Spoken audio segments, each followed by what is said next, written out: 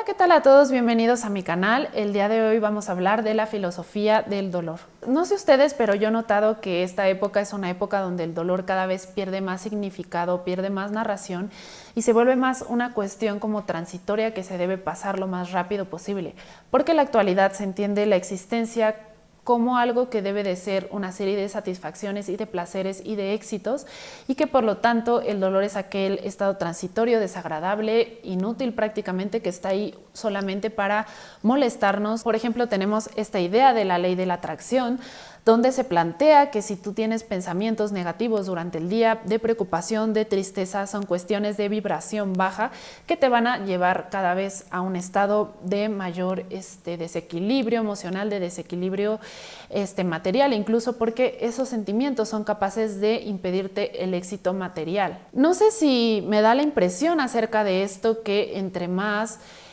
satanizado es el dolor y el sufrimiento, el fracaso y todas aquellas cuestiones negativas, más difícil es cursar de ellas. En vez de cursarlas como un proceso natural de la existencia, las cursamos con mucha resistencia y tratamos de huir, pero no podemos porque, como vamos a ver en distintos filósofos, es algo de lo que no se puede huir y que va a estar presente desde que nacemos hasta que morimos, y en todos los seres humanos, animales y seres vivos del planeta Tierra. Para el ser humano es sumamente importante la narración, el sentido que tienen las cosas.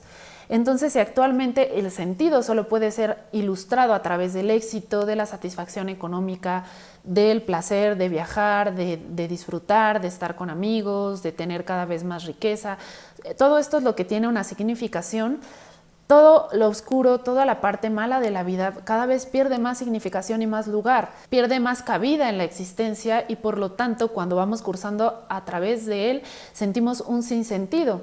Supongo que esto ha tenido que ver, ya me dirá algún psicólogo o alguien que sepa más de esto, con la depresión actual, porque es una cuestión cultural muy evidente.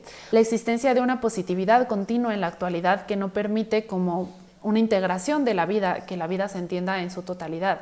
Y se quiere entender solo la parte positiva, se quiere imponer esa positividad, ¿no? que impide un poco que la vida sea entendida como un todo, ¿no? O sea, desde mi punto de vista como que se parte, ¿no? Como que se desgaja la vida.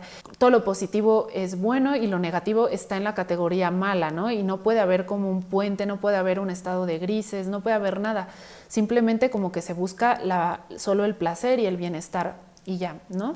Entonces esto justamente ha ocasionado muchos problemas, y desde mi consideración ocasiona muchísimos problemas actualmente, porque lejos de alejarnos del dolor, hace que el dolor resulte mucho más insoportable desde mi punto de vista. En todas las tradiciones místicas, religiosas, existe una significación del dolor, es decir, el dolor está contemplado como parte de la existencia. Vemos en los mitos constantemente escenas donde el corazón del personaje es torturado, por decirlo de forma poética, como le diría Schopenhauer, es un tanto torturado. Vemos que muchos héroes de la mitología pues se enfrentan a diferentes peligros y situaciones trágicas.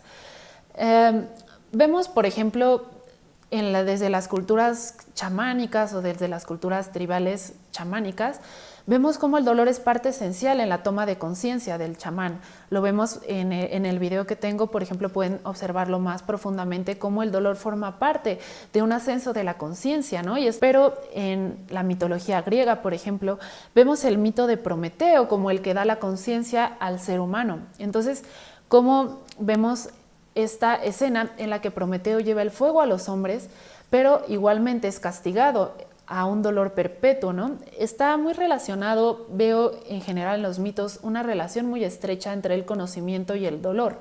Cuando Odín, por ejemplo, igual deja su ojo, una especie de sacrificio, también es una cuestión dolorosa, un acto de quitarse algo de uno mismo para entregarla, pero con ello adquiere la sabiduría cósmica. Entonces vemos cómo el dolor forma parte de un ascenso de la conciencia. En la naturaleza, a través, por ejemplo, de la ciencia, podemos observar cómo el dolor es una cuestión bastante importante para la adaptación de conducta de los seres vivos al mundo, ¿no? El dolor es lo que los permite saber hasta qué punto su actuar es correcto para su existencia, para su supervivencia, y hasta qué punto es incorrecto para su supervivencia. Por ejemplo, los animales, cuando sienten dolor, es que pueden estar en peligro de morir, ¿no? Entonces lo que se produce con el dolor es un acto de huida, de alejamiento, y refuerza por otro lado las conductas positivas que no son dolorosas y por otro lado son placenteras, ¿no? Entonces, el dolor es parte de la conciencia porque es lo que nos va forjando, lo que nos va enseñando el camino. Cuando tomamos una dirección incorrecta, una dirección que no es, pasamos por dolor. Entonces el dolor mismo como que va moldeando lo que debemos hacer en el mundo, lo que nos va, es un maestro, digamos, que nos viene a enseñar diferentes cosas, digamos desde un punto de vista mítico. Incluso, por ejemplo, en el cristianismo, otra religión bastante importante, el dolor tiene un papel central, el sacrificio que hace, por ejemplo, Cristo para los hombres, y este sacrificio vemos que pasa una serie de cosas terribles, ¿no? Que él tiene que vivir para poder dar el ejemplo, para poder mostrar como un acto de sacrificio divino. Entonces vemos que el dolor es algo fundamental en las religiones, en la mística, y como dice Schopenhauer, no hay religión, no hay doctrina ni filosofía que no tenga un consuelo para el dolor, y esto no muestra más que el dolor es algo universal en todos los hombres y es algo que viven todas las personas y todos los seres vivos. Tenemos, por ejemplo, igual el camino del héroe, el camino del héroe cristiano, el camino del caballero medieval que se enfrenta con el dragón, todas las obras de arte donde el dolor es tan importante, porque una obra de arte, digamos una novela, un libro, un texto de épica, un poema que no tenga un toque de dolor, como que queda un poco seco, porque tiene que tener, digamos, para englobar la existencia humana tiene que haber ese dolor, ¿no? Entonces por eso es que tanto en las novelas como en los textos de caballerías, pues vemos que nos enfrentamos a ese dolor. Los textos de caballería son muy emblemáticos porque hablan mucho del camino interior, de la búsqueda igual de la conciencia. Entonces, toda aquella búsqueda de conciencia que está representada en el arte tiene un momento de encuentro con las sombras, de encuentro con la oscuridad del dolor. Por ejemplo, la obra de Dante, que tanto les he mencionado, que va al inframundo y tiene que pasar por todas esas desgracias, donde él ve mucha gente que está sufriendo y que está agonizando prácticamente y sufriendo en el infierno, para poder llevar a un ascenso de conciencia, ¿no? O sea, él se encuentra con el sufrimiento del mundo. El mismo Buda, ¿no? También se encuentra con el sufrimiento para poder buscar la manera de desprenderse, ¿no? De las cosas que son ilusiones, que no son realmente esenciales, pero primero tuvo que ver el dolor. El dolor es lo que lo despierta a la conciencia, lo que lo hace tener un sentido. Cuando él sale de su gran palacio donde estaba, donde no le tocaba nada, donde no tenía nada de dolor, donde estaba completamente feliz, y sale y se encuentra con el mundo real y se encuentra con la vejez, con la enfermedad y se encuentra con todo el dolor que vive la gente, es ahí cuando tiene un despertar de conciencia. Entonces el dolor y el despertar de conciencia se encuentran ligados en muchísimas culturas. En la filosofía igual es así. De hecho, tenemos, por ejemplo, la obra de Platón, donde se plantea la cuestión de la mayéutica. La mayéutica, que fue un método que inauguró Sócrates, que trata justamente de hacer parir el conocimiento. La mamá de Sócrates era partera y su padre era un escultor. Entonces él relacionó la mayéutica con estas dos formas la partera porque da luz, y Sócrates cómo lo hacía, a través de hacer preguntas. Pero este es un camino doloroso, es un camino incómodo, porque cuestionarse a uno mismo, decir uno mismo, oye, ¿por qué creo que está bien hacer esto? ¿Por qué creo que está mal hacer esto? ¿Qué es lo que creo que es bueno? ¿Qué es lo que creo que está acorde con mis principios? Todo esto es un proceso incómodo y doloroso, como un parto, como un escultor que tiene que trabajar en su obra, y muchas veces pues se lastima, ¿no? Porque es un proceso doloroso, incómodo, ¿no? Todo el proceso creativo es un proceso doloroso. Entonces, pues en esta cuestión de la mayéutica, Sócrates lo que hacía era permitir que pariera la persona el conocimiento, que lo sacara a la luz, un conocimiento que ya estaba dentro de esta persona. Entonces ahí vemos también esta noción como de la búsqueda del conocimiento en relación a un proceso doloroso, un proceso incómodo, por decirlo así. Esta idea tiene mucho eco, por ejemplo, en obras tan importantes como la Fenomenología del Espíritu de Hegel, que es una obra hermosa de filosofía, donde se habla de este tema y se habla cómo la conciencia pasa por un camino para llegar al conocimiento, un camino que muchas veces no es un camino de rosas, ¿no? Aquí, por ejemplo, vemos un párrafo que les voy a leer, que dice: la conciencia natural se mostrará solamente como concepto del saber o saber no real, pero como se considera inmediatamente como el saber como el saber real, este camino tiene para ella un significado negativo, y lo que es la realización del concepto vale para ella más bien como la pérdida de sí misma, ya que por este camino pierde su verdad. Podemos ver en él, por lo tanto, el camino de la duda, o más propiamente el camino de la desesperación.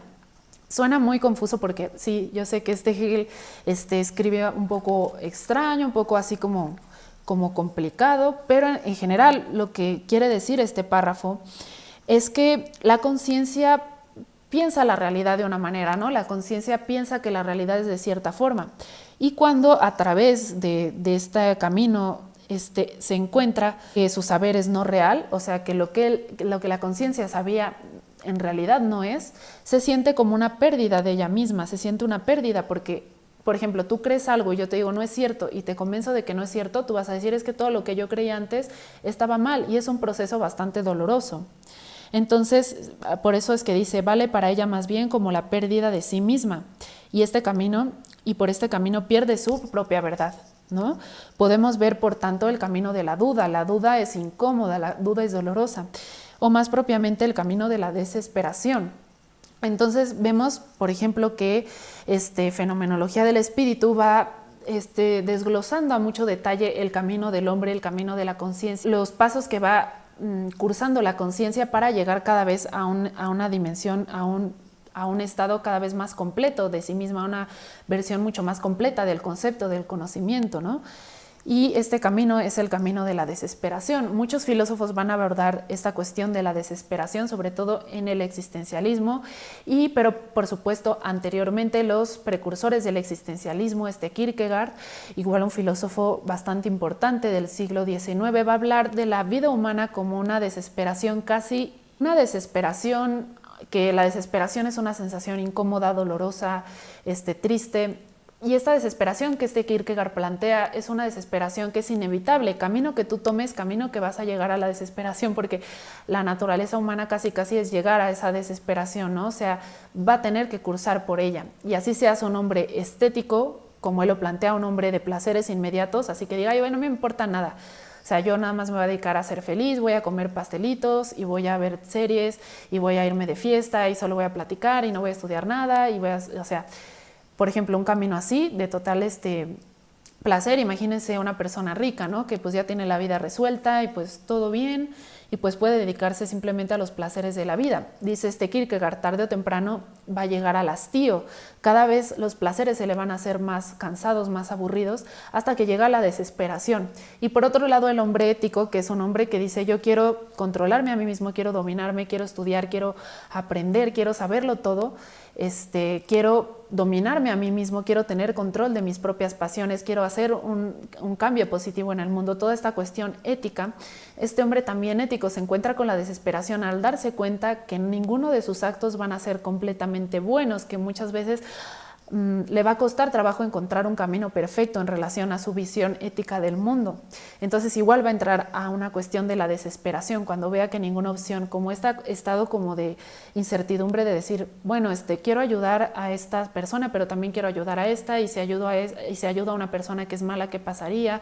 O sea, ¿me entienden? Como toda esta cuestión de que al fin y al cabo no podemos gobernar todo el mundo y no podemos hacer siempre el bien, no podemos cometer siempre bienes, y nos vamos a encontrar en momentos, en encrucijadas, en momentos como de la vida donde no vamos a saber qué es bueno y qué es malo, cómo debemos actuar y cómo no. Entonces entramos igual al camino de la desesperación. Este filósofo habla de eso, ¿no? De cómo vamos a la desesperación tarde o temprano, el ser humano se encuentra con este estado. Y bueno, también Schopenhauer, que va a ser un filósofo bastante emblemático de esta postura del mundo, de que la vida es dolor, la vida es un sufrimiento inevitable. Él ya se va un poco a ese extremo bastante oscuro donde piensa que la vida pues es dolor continuo, y la verdad es que tiene mucha razón en muchas cosas. A veces sí siento que se va un poco a un extremo bastante negro de la vida, pero tiene mucha razón en muchas cosas, ¿no? Es el que dice, bueno, toda doctrina filosófica, toda religión tiene un consuelo para el dolor. Entonces todos los humanos estamos gobernados por el dolor, todos estamos sufriendo. Entonces por eso es que la filosofía tiene que dar un consuelo al dolor, por eso es que la religión tiene que dar un consuelo al dolor, ¿no? Por esta razón, porque estamos gobernados por el dolor. Y tiene frases, citas bastante interesantes, como por ejemplo, Querer es esencialmente sufrir. Recordemos que para Schopenhauer la voluntad es súper importante. La voluntad es lo que es una cuestión metafísica que nos va a hacer querer y desear cada vez más. Es lo típico que vemos ahorita y lo podemos observar muy claramente con el consumismo actual. Bueno, ya tengo esta chamarra, ahora quiero una nueva y ahora quiero unos nuevos zapatos, y es algo que nunca acaba. Es un querer continuo, ¿no? Entonces, querer es esencialmente sufrir, y como vivir es querer, toda la vida es por esencia dolor. Entonces, justamente es esta frase, es esta noción del mundo, donde él considera que el mundo es una cadena de sufrimientos, que todos los seres vivos vienen a la tierra y desde que nacen hasta que mueren están sufriendo. Entonces el sufrimiento gobierna el mundo prácticamente, es algo que se encuentra en todas partes y es algo que también va a marcar la conciencia, es algo que también va a tener un fuerte impacto en nuestro actuar en el mundo. Es súper interesante porque dice, puede también considerarse nuestra vida como un episodio que turba inútilmente la beatitud y sosiego de la nada. O sea, imagínense la nada así como toda tranquila, o sea, todo está feliz y de repente llegan los seres vivos y empiezan a sufrir y a hacer como locuras y turban, digamos, esa paz de la nada. Y aparte inútilmente, porque Schopenhauer sí lo expresa así como todo muy negro, entonces inútilmente, o sea, venimos a sufrir y aparte de sufrir, venimos a sufrir inútilmente, o sea, él sí lo plantea de una manera bastante oscura, a lo mejor no es tan buena idea, como seguirlo al pie de la letra o considerarlo al pie de la letra. Sin embargo, a veces estas lecturas me traen un poco de consuelo paradójicamente, que es inútil cuando dices, es que el dolor no debería estar ahí, yo debo ser exitosa, debo de lograr todo, y cuando tú tienes dolor hasta te sientes como fuera de lo que tú deseabas, como si fueras otra persona, ¿no? Pero cuando entiendes y ves que el dolor es natural y que todos sufrimos dolor y que desde el pajarito que nace y que tiene ahora que volar y ahora tiene que hacer esto y el otro, sufre dolor hasta la persona y hasta la persona más rica y la persona más pobre sufren dolor, pues lo naturalizas, lo dices, bueno, o sea, siento dolor, pero ya no me opongo a él, ya no me resisto porque sé que es algo natural. Entonces a lo mejor se vuelve un poco más... consuela un poco. Y por ejemplo en el caso de esta noción del dolor como algo que abre la conciencia, que vemos en las espiritualidades, que vemos incluso en la filosofía de Hegel, que el camino del conocimiento es doloroso, que el camino de la conciencia es doloroso, pues todavía mejor, porque dices, bueno, es que este dolor no es inútil, o sea, este dolor me ayuda a ampliar cada vez mi conocimiento del mundo, me ayuda a tener cada vez más conciencia de las cosas. Entonces ya hasta ahí, pues hasta es menos feo estar sufriendo, ¿no? Pero ¿qué pasa con estas filosofías actuales que te dicen, no, es que tienes que ser positivo y siempre estar feliz y siempre estar sonriendo? Pues cuando te sientes de verdad mal y estás como de verdad sufriendo, pues te sientes como si hicieras algo mal, o sea, todavía de que te está doliendo, sientes que estás haciendo algo mal porque tú deberías ser positivo, tú deberías estar feliz. Entonces, era lo que quería un poco hablar y reflexionar, porque se me hace muy interesante cómo tratar este tema y tratar y profundizar un poco por qué el dolor actualmente es tan marginado y por qué es un tema como que prácticamente como algo que lo apestado que se quiere sacar de la vida cuando siempre ha sido algo natural. Y bueno, espero que les haya gustado mucho este video, no se olviden de compartirlo y los espero en el siguiente. Muchísimas gracias por ver y suscríbanse al canal, pongan la campanita para que sean los primeros en enterarse de mis nuevos videos.